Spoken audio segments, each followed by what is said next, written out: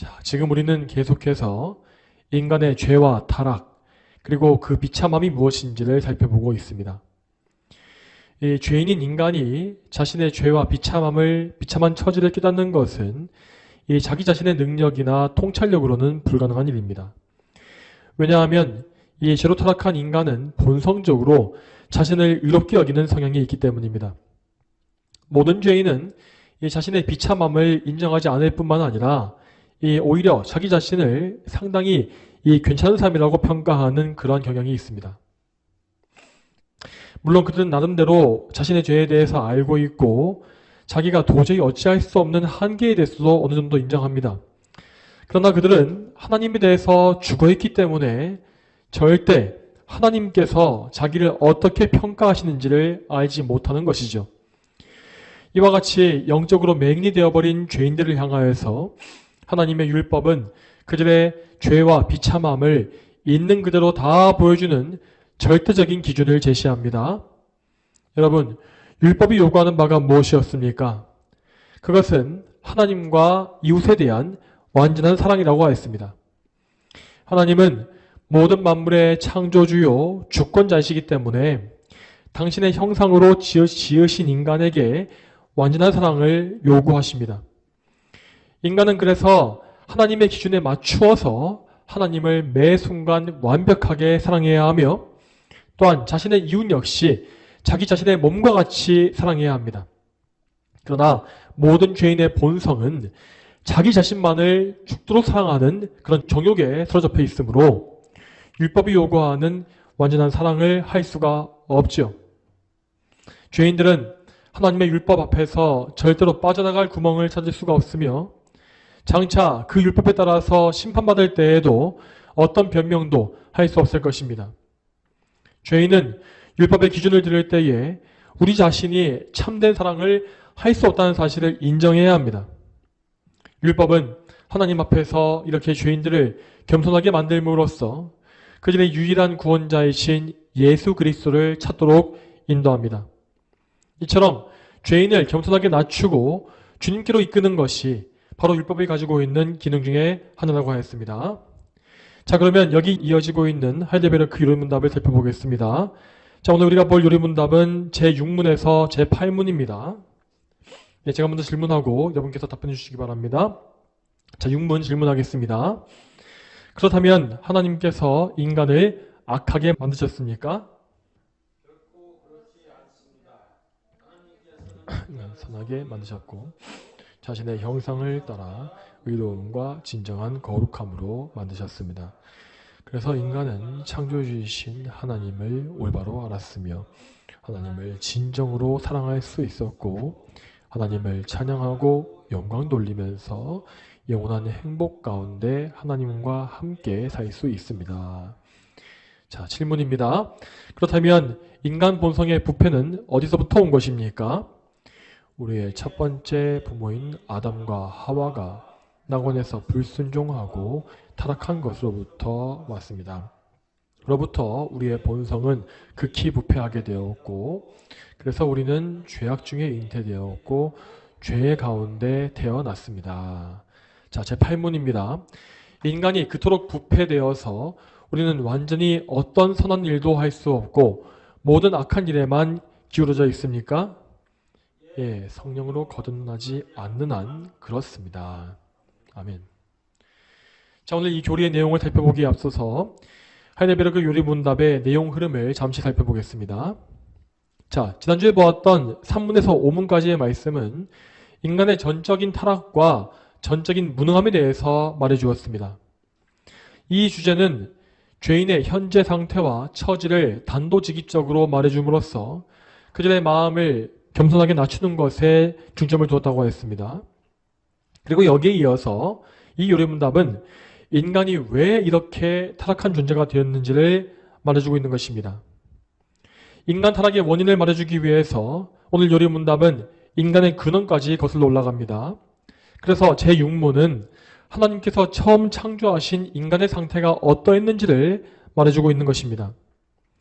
처음 창조된 인간은 아무런 죄가 없이 온전하고 거룩한 상태였다라고 하는 것이 제6문의 내용이죠. 그리고 이어지는 제7문은 그렇게 온전했던 인간이 어떻게 해서 죄를 짓고 타락하게 되었는가를 말하고 있습니다. 인간의 범죄와 타락의 책임은 모두 전적으로 인간에게 있으며 우리는 아담으로 인하여 타락한 본성을 가지고 태어나게 되었다라고 하는 것이 바로 이 제7문의 내용입니다.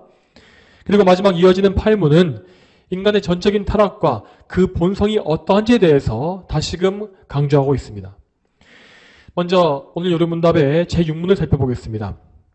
자, 제6문은 이 지난주에 제5문으로 인하여서 자연스럽게 따라오는 질문을 보여주고 있습니다. 자, 제5문이 무엇이었습니까? 자, 그것은 이 죄인의 본성이 하나님과 이웃을 미워하는 것에 치우쳐 있다라는 사실을 말했지요. 이렇게 인간은 이 타락한 본성으로 인하여서 하나님을 미워하며 또한 자기 이웃들과도 전혀 화평하게 지낼 수가 없습니다. 그래서 이 세상에 누구라도 이 세상에 가득한 미움과 다툼과 전쟁과 살육 등에 대해서 부정할 수가 없는 것입니다. 그리하여 사람들은 이제까지 인간의 이 지독한 죄 문제에 대해서 여러 가지 다양한 주장들을 내놓아 왔습니다. 자, 그 중에서도 오늘날 이 현대 이 세상의 많은 사람들은 인간의 죄가 이 나쁜 환경에서 유래한다고 주장하고 있습니다. 그들은 인간을 둘러싸고 있는 환경들, 그러니까 이 정치, 사회, 경제 등의 체제가 악하기 때문에 인간을 악하게 만든다고 주장합니다. 그래서 그들은 혁명을 통해서 이 썩어빠져 있는 사회 시스템을 뒤집어 엎고 이 새로운 세상을 만들음으로써 사람을 기억할 수 있다라고 말하고 있죠. 자, 이것이 바로 오늘날의 우리나라를 비롯해서 이 서구 선진국들을 점점 잠식해 가고 있는 이 사회주의의 이념입니다. 이 사회주의 사상은 인간의 죄성이나 하나님의 통치하심에 대해서 전혀 인정하지 않기 때문에 국가와 사회 전체를 이 무신론과 유물론, 물질주의에 빠지게 만듭니다. 자, 그렇지만 이 사회주의에서 말하고 있는 인간론은 절대 인간의 본성을 제대로 설명할 수가 없습니다. 자, 만일에 그들의 주장이 맞다고 해도, 그래서 이 세상의 모든 악이 이 나쁜 사회체제에서 나오는 것이라 할지라도, 그러면 그 나쁜 체제를 만든 것이 누구겠습니까? 그 나쁜 체제를 만든 건 역시 결국 인간이지 않습니까? 만일 인간의 본성이 악하지 않다고 한다면 왜 그들은 그렇게 악한 체제를 만드는 것이겠습니까?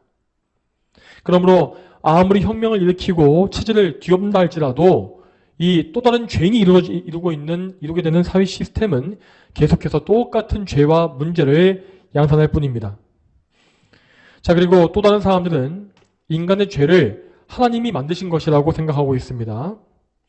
그들은 인간에게 있는 타락한 본성을 하나님의 책임으로 전가하면서 하나님께서 처음부터 인간을 악하게 만든 것이 아니냐고 비난하고 있습니다.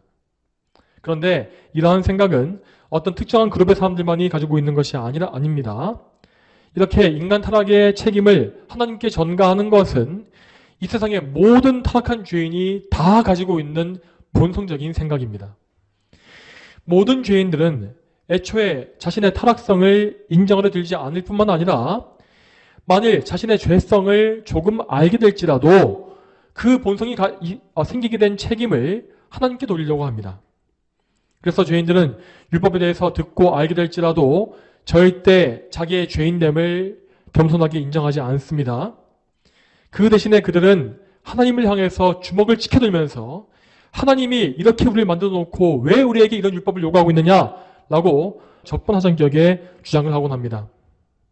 자, 아담과 하와가 범죄한 직후에 했던 말들을 잘 보게 되면 이러한 죄인의 본성이 무엇인지를 알 수가 있습니다. 자, 창세기 3장 12절 말씀에서 아담은 하나님에게 변명을 하면서 자기가 선악과를 먹인 이유를 이렇게 말하고 있습니다. 창세기 3장 12절 말씀입니다. 제가 읽겠습니다. 아담이 대답하기를 주께서 저와 함께하도록 주신 여자 그가 그 나무 열매를 제게 주어서 제가 먹었습니다 라고 말하였다. 여기에서 아담이 했던 말은 이 타락의 열매가 즉각적으로 나타났다는 사실을 보여주고 있습니다. 그는 자기가 범한 사악한 죄의 책임을 자기에게 돌리지 않고 있으며 오히려 하나님께 다 돌리고 있는 것입니다. 자, 여러분, 아담은 분명히 자기의 의지를 가지고 적극적으로 선악과를 따먹었습니다. 그러나 아담은 말하기를 하나님께서 만들어주신 저 여자 때문에 내가 죄를 지었습니다. 그러므로 나의 죄는 하나님의 책임입니다. 라고 말하고 있는 것입니다.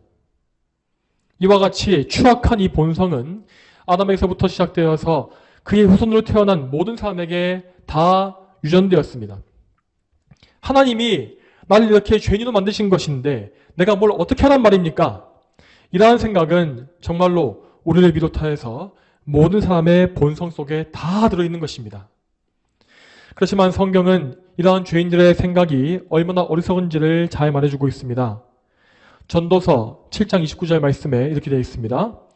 보아라, 이것이 내가 깨달은 유일한 것이니 하나님께서 사람을 정직하게 지으셨으나 인간들이 많은 꾀를 생각해냈다는 것이다. 자, 이 말씀과 같이 하나님은 최초의 사람을 정직하고 의롭게 창조하셨습니다. 그분은 모든 죄를 혐오하시는 분이시고 또한 죄를 짓는 것 자체가 불가능하신 지극히 거룩하고 선하신 분입니다. 하나님은 모든 의의 근원이시고 또한 절대적인 선의 기준이 되시기도 합니다. 이렇게 선하시고 의로우신 하나님께서 악한 피조물을 일부러 만드신다는 것은 절대 불가능한 일이죠. 하나님은 참으로 이 세상 전체를 선하게 창조하셨고 그 첫 세상에는 그 어떠한 죄나 악도 존재하지 않았습니다. 특히 그 중에서도 인간은 다른 어떤 피조물과도 비교할 수 없는 탁월함과 우월성을 가지고 있었는데 자, 그 이유는 인간이 하나님의 형상을 따라 피조되었기 때문이다 라고 했습니다. 창세기 1장 26절 오늘 본문에서 하나님이 이렇게 말씀하고 계십니다. 자, 창세기 1장 26절 같이 읽겠습니다. 네, 창세기 1장 26절 같이 읽어보겠습니다. 시작. 우리가 우리의 형상을 따라 우리의 모양대로 사람을 만들고 그들이 바다의 고기와 하늘의 새와 가축과 온 땅과 땅 위에 기는 모든 것을 다스리게 하자. 자, 이 말씀에 맨 처음에 나와 있는 우리, 이 우리라고 하는 것은 이 삼위일체로 존재하시는 하나님의 세 위격을 의미합니다. 자, 다시 말해서 하나님은 우리 인간을 창조하실 때에 이 그분의 삼위일체 안에서 인간의 창조에 대한 거룩한 논의를 하셨던 것입니다. 이 거룩한 회의를 통해서 인간은 하나님의 형상과 모양을 따라 지어지게 되었다라고 했는데, 자, 이 본문에서 형상과 모양 이 두 가지는 이 서로 같은 의미로 사용된 한 의미입니다. 그렇다면 하나님의 형상, 하나님의 모양이란 무슨 의미이겠습니까? 자, 이 말은 하나님께 어떤 눈으로 볼 수 있는 겉모양이 있다는 말이 아닙니다. 하나님은 영이시기 때문에 그분에게는 우리와 같이 물질적으로 존재하는 육체가 없으십니다.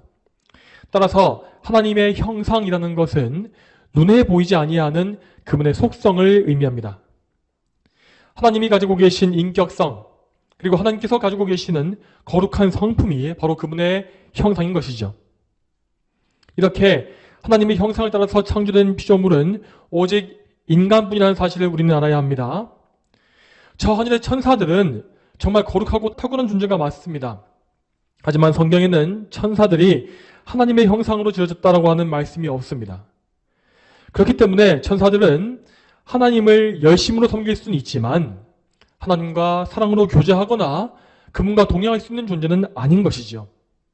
그렇지만 인간은 유일하게 하나님의 형상을 소유했기 때문에 하나님을 알고 하나님을 사랑하며 그분을 예배하고 또한 무엇보다 친구와 같이 친밀하게 동행할 수 있는 그런 특권을 부여받은 것입니다. 그러므로 여러분, 우리는 우리의 첫 조상이었던 아담과 하와가 얼마나 특별한 존재였는지를 잘 알아야 합니다. 자, 그래야만 우리는 하나님께서 우리 인간에게 얼마나 큰 은혜를 주셨는지를 알 수가 있고 또한 그 은혜를 배신한 인간의 범죄가 얼마나 악독하고 배은반덕한 것인지를 깊이 알 수 있기 때문입니다. 자, 여러분, 이 최초의 인간이었던 아담과 하와에게는 참으로 그 어떤 죄나 악도 없었습니다. 그들은 온전히 하나님을 닮아서 완전한 의와 거룩함을 소유하고 있었으며 또한 하나님을 바르게 아는 참된 지식을 원래부터 소유하고 있었습니다. 또한 그들은 죄라는 것 자체를 모를 정도로 순결한 존재였고 그래서 죄가 없었기 때문에 하나님과의 관계에서도 정말 아무런 거리낌이나 장애물이 없이 하나님을 사귈 수 있었지요. 그들은 하나님께로부터 무한한 사랑을 받으면서 그분과 사귀었고 또한 하나님만을 즐거워하고 그분을 기뻐하는 풍성한 마음을 가지고 있었습니다. 그들은 하나님만으로 만족할 수 있었기 때문에 이 세상의 다른 것들을 갈급해할 필요가 없었죠. 그리고 그들은 하나님을 예배하는 존재로서 하나님께 마음껏 영광을 돌릴 수 있었고 하나님은 그들의 예배를 기쁘게 받아주셨습니다. 자, 그리고 이 사람의 최초 상태가 가지고 있는 영광은 여기서 그치는 것이 아닙니다. 이 사람은 하나님의 영광을 부여받은 지상의 대리자로서 이 세상에서 하나님이 부여하신 일들을 감당하는 거룩한 사역자였습니다. 자, 여러분, 우리는 그리스도께서 삼중의 직분을 가지고 있다는 사실을 알고 있지 않습니까? 그 삼중직은 왕과 선지자 그리고 대제사장의 세 가지 직분입니다. 그런데 이 최초의 인간은 이 삼중의 직분을 이미 모두 가지고 있었다고 했습니다. 자, 지금부터 이 창조 당시에 인간이 가진 이 삼중직에 대해서는 인류의 대표자였던 아담을 중심으로 설명하겠습니다. 자, 왜냐하면 그 당시 아담은 분명히 여자의 머리이기도 했고 그리고 여자의 대표였을 뿐만 아니라 온 인류를 대표하는 머리이기도 했기 때문입니다. 자, 그렇지만 이 삼중직에는 아담뿐만 아니라 그와 한 몸을 이루고 있었던 하와 역시 동참한 것이라는 사실을 참고하시면서 이 말씀을 들으시면 되겠습니다. 자, 최초의 인간 아담은 왕으로서 이 세상을 다스리고 관리하는 직분을 맡고 있었습니다. 그래서 이 세상의 모든 피조물들은 아담 앞에 기쁘게 복종했고 아담은 피조물들에게 이름을 붙여주었으며 이 세상을 선하게 통치했습니다. 아담은 온 만물의 통치자이신 하나님 아래에서 그분의 통치권을 이 땅에 이루는 선한 왕이었던 것입니다. 그래서 만일 그가 죄를 짓지 않고 하나님께 계속 순종했더라면 이 세상의 모든 피조물들은 인간의 선한 통치 가운데 살면서 아무런 고통을 당할 일이 없었을 것입니다.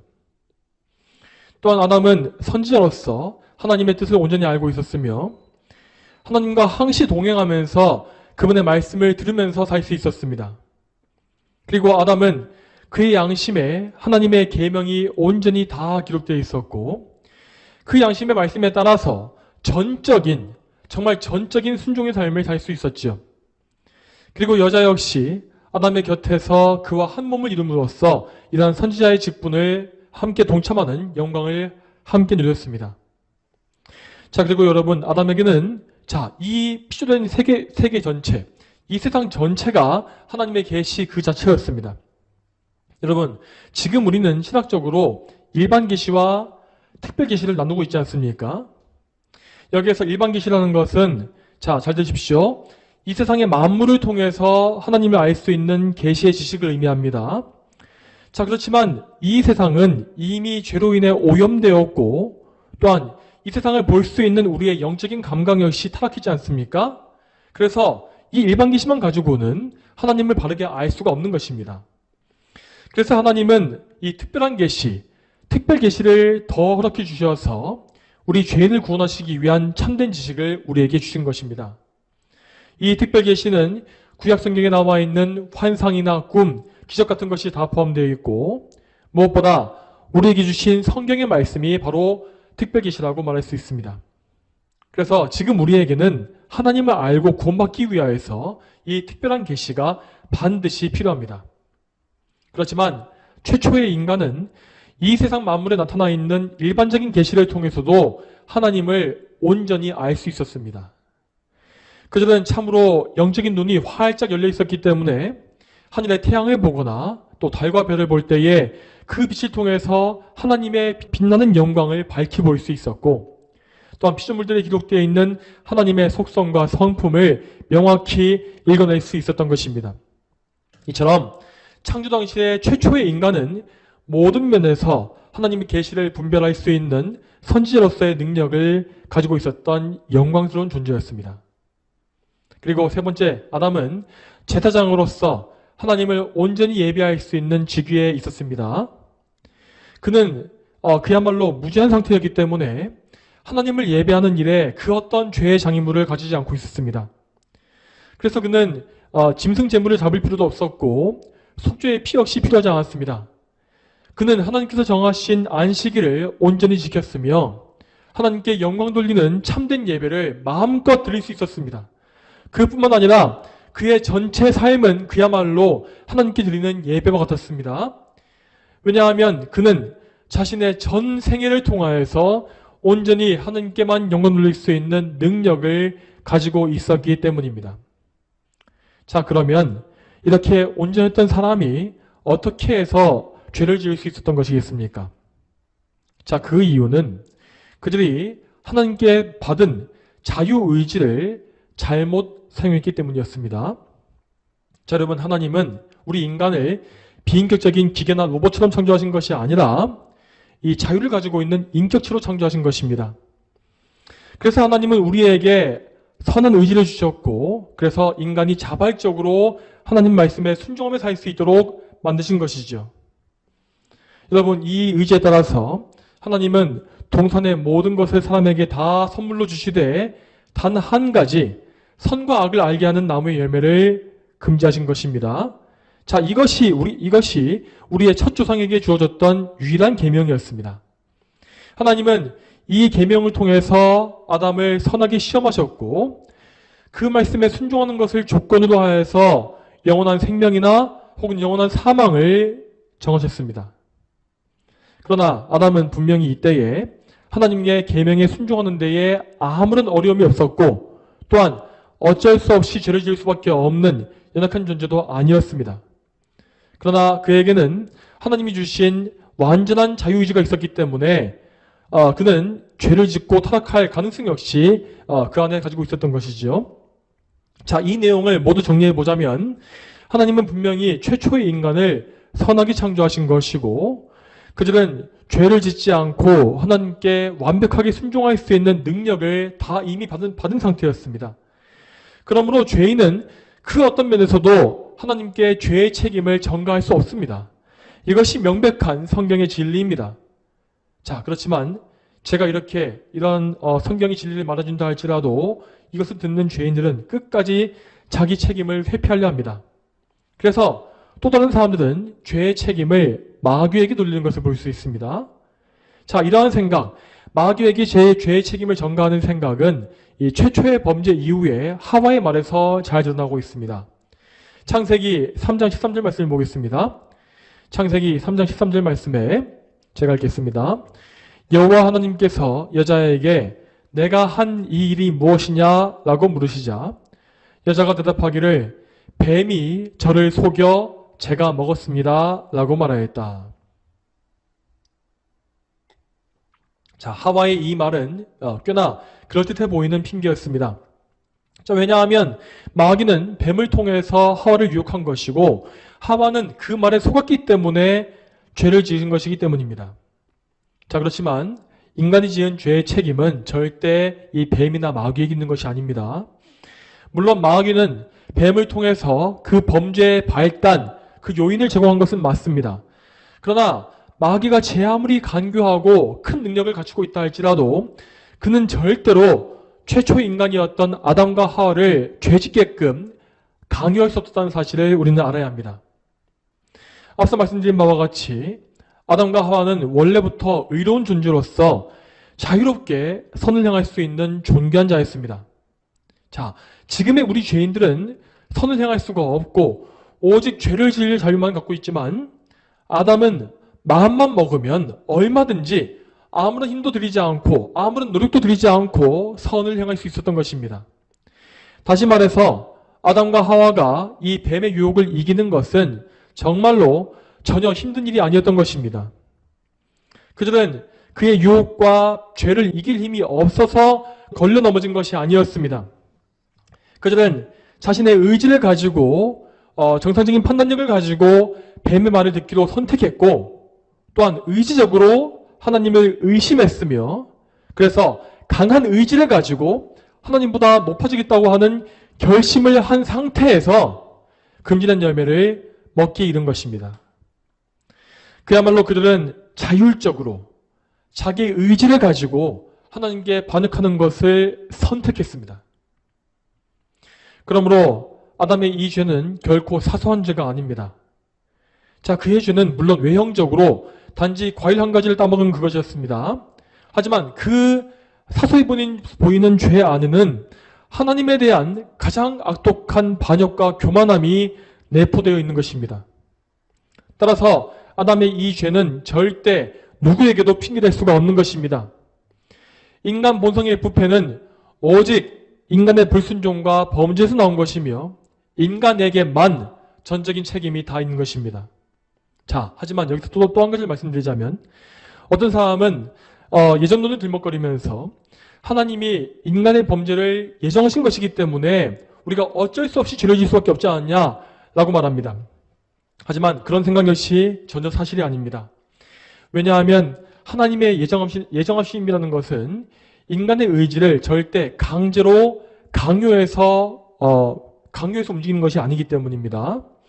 하나님은 인간의 모든 자율적인 선택과 행동을 허용하시면서도 얼마든지 그분의 정하신 뜻을 다 이루실 수 있는 분입니다.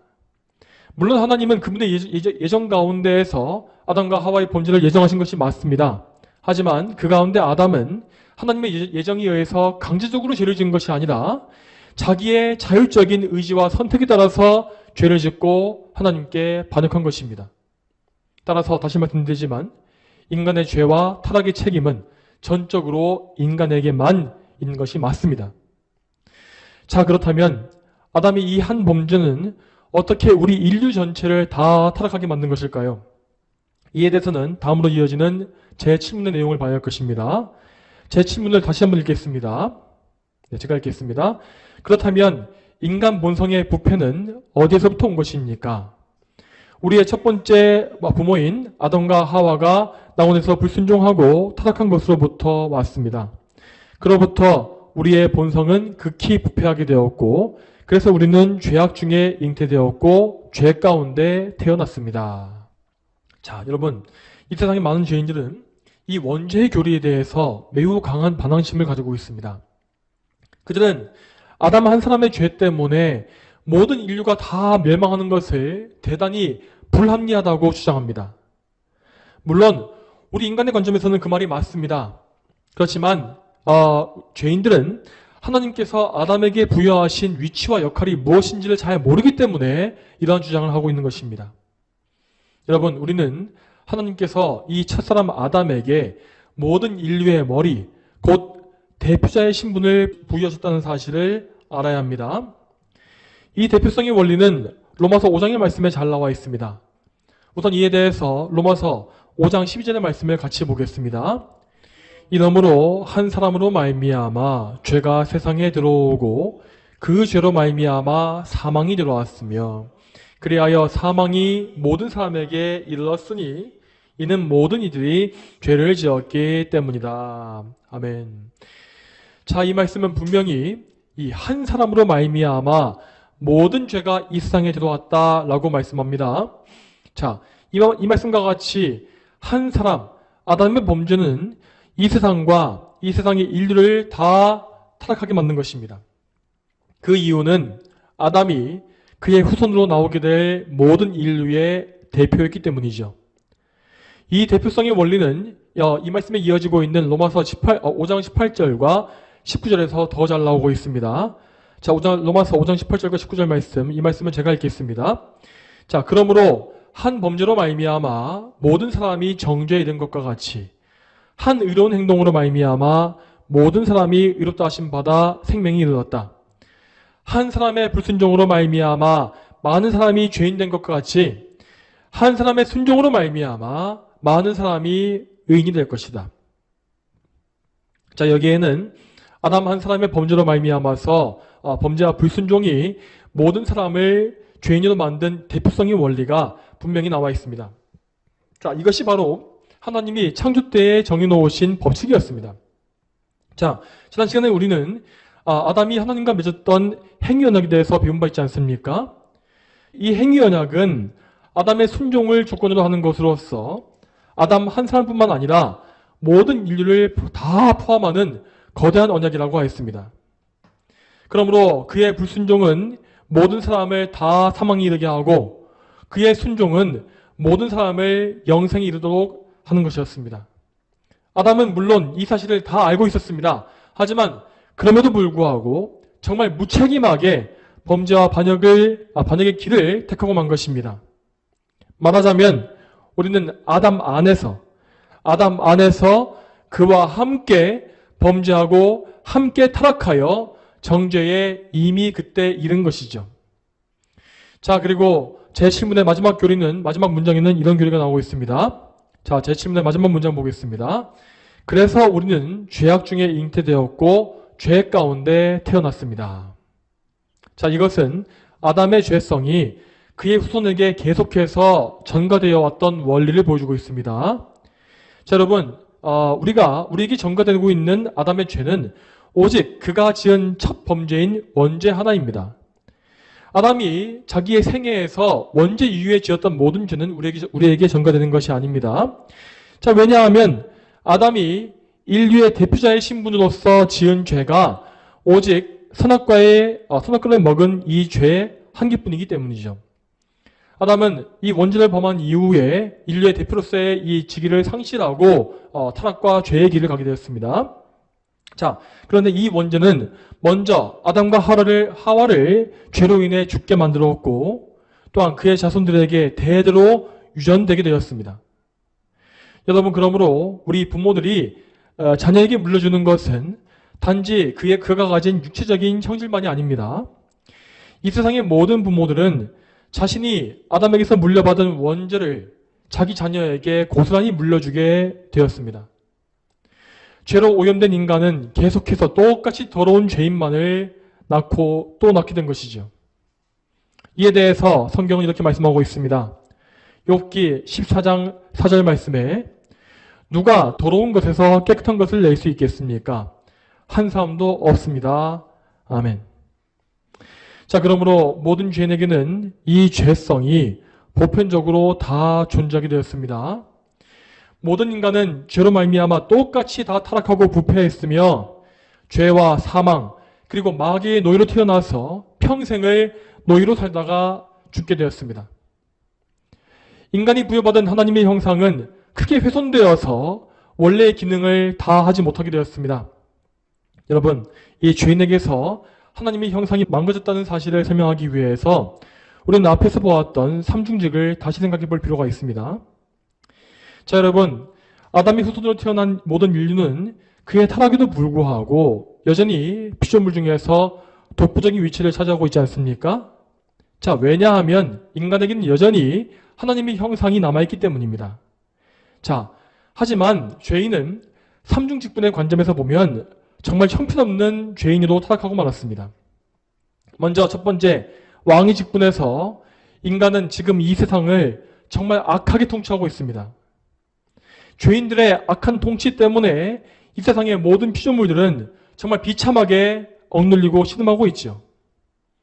죄인들은 계속해서 죄를 지음으로 이 세상을 더럽히고 파괴하고 있으며 또한 피조물들을 악하게 이용함으로 말미암아 피조물들을 죽이고 또한 파괴하고 있습니다. 로마서 8장 말씀에는 이러한 내용이 잘 나와 있습니다. 로마서 8장 22절 보겠습니다. 우리는 모든 피조물이 지금까지 함께 탄식하며 함께 해산의 고통을 겪고 있다는 것을 알고 있다. 아멘. 자, 이 말씀과 같이 죄 때문에 고통을 당하는 것은 인간뿐만이 아닙니다. 이 세상의 모든 피조물들은 이 세상에 들어온 죄로 인하여서 큰 고통을 당하고 있으며 이 죄 때문에 억눌리고 탄식하면서 이렇게 인고의 세월을 이제까지 보내왔던 것입니다. 이러한 고통 가운데에서 모든 피조물이 바람하지 않는 것은 하나님의 아들들이 나타난 것이라고 하였습니다. 로마서 8장 19절 말씀에 피조물들은 하나님의 아들들이 나타나는 것을 간절히 기다리고 있으니 하였습니다. 이 말씀은 곧 하나님의 아들들, 곧 거룩한 성도들이 나타나는 날을 가리키는 것입니다. 죄로 오염된 이 세상의 유일한 소망은 하나님의 아들이신 예수 그리스도 한 분뿐이십니다. 또한 예수 그리스도를 통하여서 구원받은 하나님의 백성, 하나님의 아들들이 이 세상에서 번성하는 것이 이 세상의 소망이 되는 것이죠. 이 세상에 거듭난 성도가 많아지게 되면 이 세상에 가득해져 있는 죄인들의 악한 통치는 점차 수그러들게 될 것입니다. 그리고 장차 마침내 이 첫 세상이 사라지고 하나님 나라가 임할 때에 피조물의 탄식은 완전히 끝나고 영원한 평화와 안식이 찾아오게 되는 것입니다. 자, 그리고 다음으로 두 번째로 인간은 선지자로서의 직분 역시 완전히 상실하게 되었습니다. 자, 죄인은 하나님의 뜻을 전혀 알지 못하는 영적인 맹인들이 다 되어버렸고, 그래서 하나님의 뜻이 아니라 자기의 뜻에 따라서 살게 되었습니다. 그들은 하나님과 교제하면서 그분의 계시를 듣는 일에 아무 관심이 없습니다. 그래서 이 세상에는 이 참된 진리가 심지어 교회라 할지라도 거의 선포되지 않고 있는 것이고, 또한 진리에 관심을 두는 사람들이 그렇게도 적은 것입니다. 그 대신에 이 세상에는 악령들과 교제하고 귀신의 말에 귀 기울이는 악한 자가 넘쳐나고 있는 것입니다. 그리고 세 번째, 인간은 이 제사장의 직분 역시 완전히 상실했습니다. 인간은 죄로 인하여서 감히 거룩하신 하나님 앞에 나갈 수 없는 존재가 되었고, 하나님을 바르게 예배하는 방법 역시 다 잊어버리고 말았습니다. 그렇지만 그들은 여전히 그 안에 하나님의 형상을 훼손되었지만 가지고 있기 때문에 알지 못하는, 그들이 인식하지 못하는 하나님을 더듬어 찾고 있는 형편에 처한 것입니다. 그래서 모든 죄인들은 계속해서 나름대로 우상과 종교를 만들어가면서 그것을 통해서 자신의 영적인 필요와 종교적인 관심을 채우려고 시도하고 있는 것입니다. 여러분, 어떤 사람들은 미래를 예측하면서 미래 사회에서 종교가 없어질 것이라고 말하곤 합니다. 하지만 여러분 분명히 아십시오. 사람들은 무슨 일이 있을지라도 결코 종교를 포기하지 못합니다. 자, 이 세상에서 모든 종교를 죄악시하고 파괴해버린 공산국가에서도 종교는 결코 없어지지 않았습니다. 이것이 바로 죄인에게 남아있는 하나님을 찾는 하나님의 훼손된 형상을 보여주고 있는 것입니다. 그렇지만 다시 말씀드리지만 죄인은 하나님을 바르게 예배할 수 없는 비참한 존재가 되고 말았습니다. 죄인은 하나님의 존귀한 제사장 직분을 박탈당했으며, 그래서 죄의 권세에서 구원을 받아야만 하나님을 바르게 예배할 수가 있는 것입니다. 이렇게 비참한 죄인들에게 예수님은 구원자요 중보자로 오신 것입니다. 예수님은 죄인들에게 훼손되어 버린 하나님의 형상을 회복시키시고 또한 온전하게 하시는 사역을 담당하십니다. 다시 말하여서 그분은 아담이 실패했던 사역을 대신 맡으신 것이고, 죄인들의 새로운 대표자가 되어주시기 위해서 이 세상에 친히 오신 것입니다. 그래서 성경은 예수님을 가리켜서 그분이 마지막 아담이시다 라고 선포하고 있는 것이죠.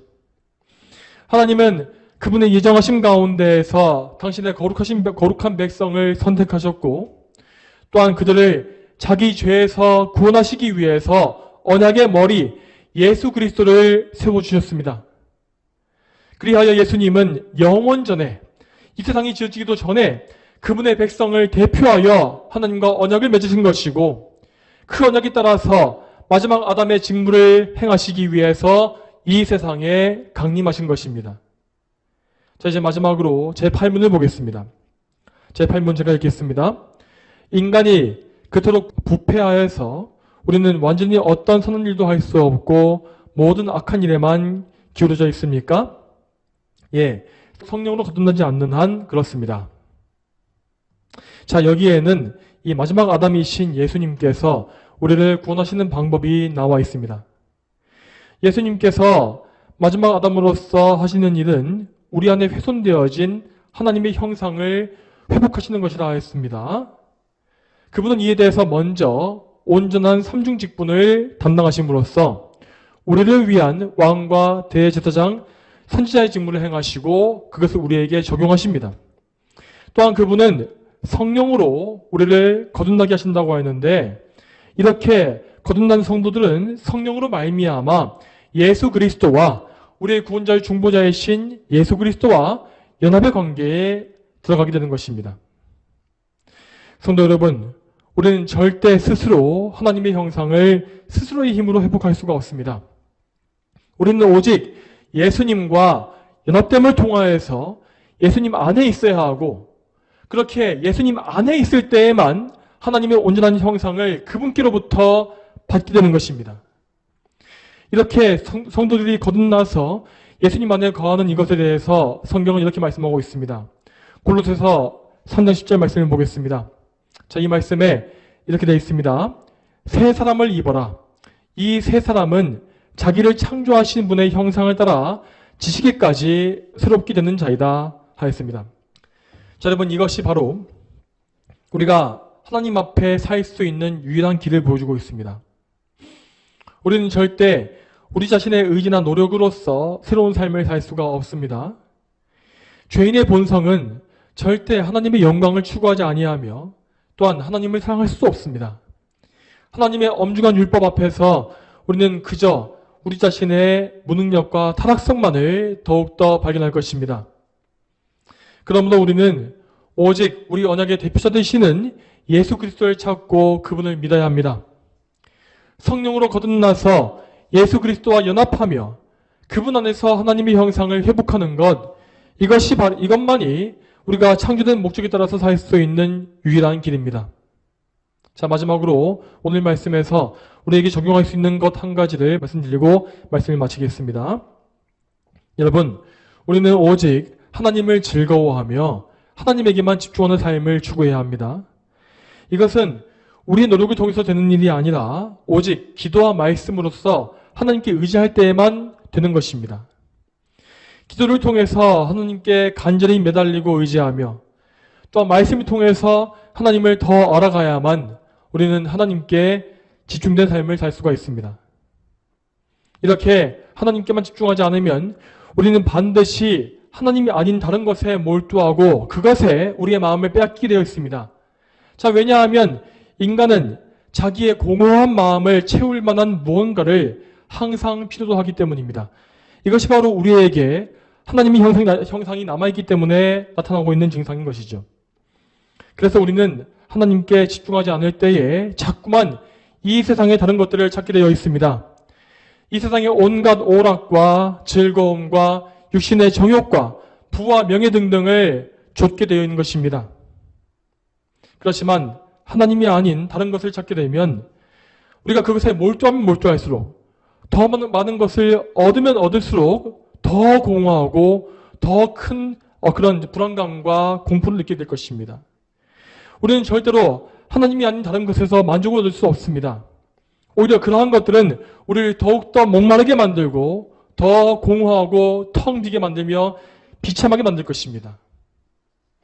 우리는 오직 우리의 주님이신 예수 그리스도를 구해야 하고 또한 예수 그리스도를 통하여서 하나님을 찾고 구해야 합니다. 하나님과 동행하고 하나님께 집중하며 하나님과 함께 거하는 것만이 우리의 소망이고 즐거움이라는 사실을 기억해야 합니다.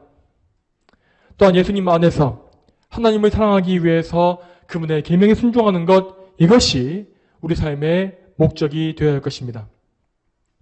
만일 여러분께서 이러한 소망과 목적을 전혀 알지 못하고 계신다면 여러분 반드시 그 사실에 대해서 심각하게 인식하시고 예수님의 도움을 구해야 합니다.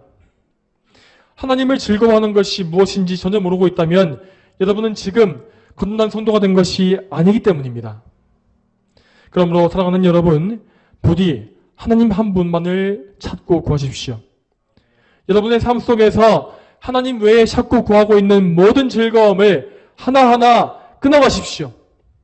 그것을 위하여서 하나님께 끊임없이 기도하시고 그분의 도우심을 구하십시오. 여러분 안에 있는 정욕과 욕심을 십자가에 못 박게 달라고 기도하시고 오직 예수 그리스도께서만이 여러분 안에 사시면서 여러분을 이끌어달라고 간구하시기 바랍니다. 예수 그리스도만이 우리의 소망이요 우리의 생명입니다. 그분을 통해서만 우리는 하나님의 잃어버린 형상을 회복할 수 있고 우리가 창조되어진 목적에 온전히 순종할 수 있는 것입니다. 저와 여러분 모두가 예수님을 온전히 믿고 의지함으로 말미암아 우리의 유일한 목적인 하나님의 영광을 위해서 살게 되기를 축복합니다. 다 함께 기도하겠습니다. 거룩하신 아버지 하나님, 오늘도 이 성경의 위대한 교리를 통하여서 하나님이 우리 인간을 어떻게 창조하셨는지를 알게 하시고 우리 인간이 어떻게 이 은혜를 배신하고 하나님을 반역했는지를 알게 하심에 감사드립니다.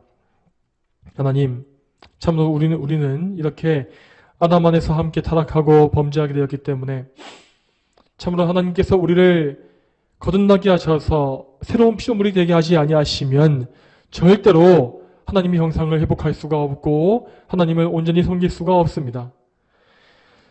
주 예수님, 우리를 불쌍히 여기셔서 우리에게 믿음을 주시고 성령께서 저희를 참으로 거듭난 백성답게 살게 하셔서 예수 그리스도를 믿고 하나님만 의지하고 하나님만 영원롭게 하는 그런 거룩한 삶, 그런 우리에게 의도되었던 하나님의 창조의 목적을 다시 한번 회복할 수 있도록 주여 인도하여 주시옵소서. 우리 모두가 이 말씀에 순종하게 해주시길 소망하며 예수님의 이름으로 기도 올립니다. 아멘.